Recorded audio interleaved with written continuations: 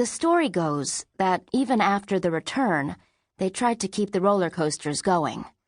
They said it reminded them of the before time, when they didn't have to worry about people rising from the dead, when they didn't have to build fences and walls and barriers to protect themselves from the masses of Mudo constantly seeking human flesh, when the living weren't forever hunted.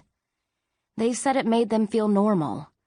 And so, even while the Mudo, neighbors and friends who'd been infected, died and returned, pulled at the fences surrounding the amusement park, they kept the rides moving.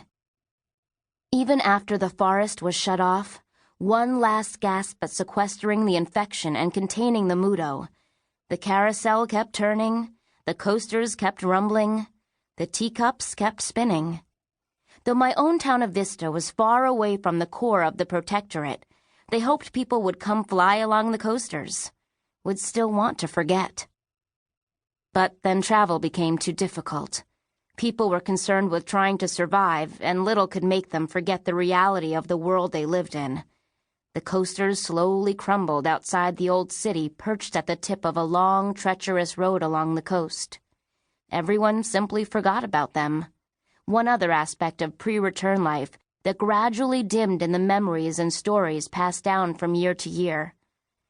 I never really thought about them until tonight, when my best friend's older brother invites us to sneak past the barriers and into the ruins of the amusement park with him and his friends.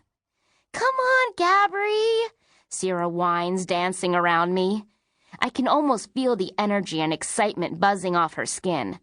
We stand next to the barrier that separates Vista from the ruins of the old city, the thick wooden wall keeping the dangers of the world out and us safely in. Already, a few of the older kids have skimmed over the top, their feet aflash against the night sky. I rub my palms against my legs, my heart a thrum in my chest. There are 1,000 reasons why I don't want to go with them into the ruins, not the least of which is that it's forbidden. But there's one reason I do want to take the risk. I glance past Sierra to her brother, and his eyes catch mine. I can't stop the seep of heat crawling up my neck as I dart my gaze away, hoping he didn't notice me looking, and at the same time, desperately wishing he did. "Gabry," he asks, his head tilted to the side. From his lips, my name curls around my ears.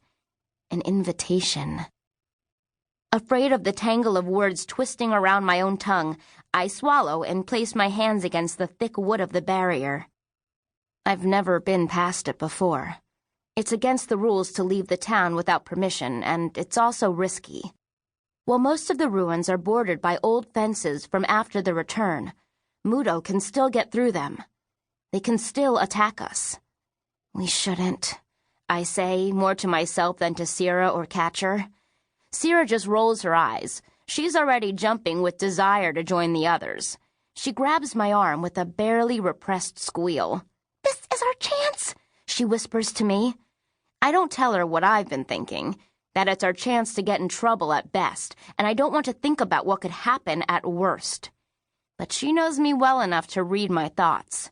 "No one's been infected in years," she says, trying to convince me. "Catcher and them go out there all the time. It's totally safe." Safe. A relative term. A word my mother always uses with a hard edge to her voice. "I don't know," I say, twisting my fingers together, wishing I could just say no and be done with it, but hating to disappoint my best friend the way I've done too often before.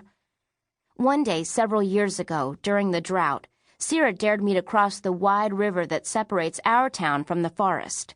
We were gathering water at the spot in the river where there's a break in the fence when the militiaman on duty suddenly got sick and left us alone. Sierra teased me because I wouldn't try it, because I was too afraid that the militiaman would come back and see us, and I refused to break the rule forbidding us from the forest. Finally, she went on her own, standing in the middle of the rushing water, her skirt billowing around her knees and her hair blowing into her mouth as she laughed. I could never explain to her how I felt about the boundaries of our town. To me, they were inviolate. They were what held me together, what kept me safe and protected and whole. To stray outside, even once, was too scary for me. I couldn't explain how I was afraid of losing myself. I still can't explain it to her now. But somehow, she knows.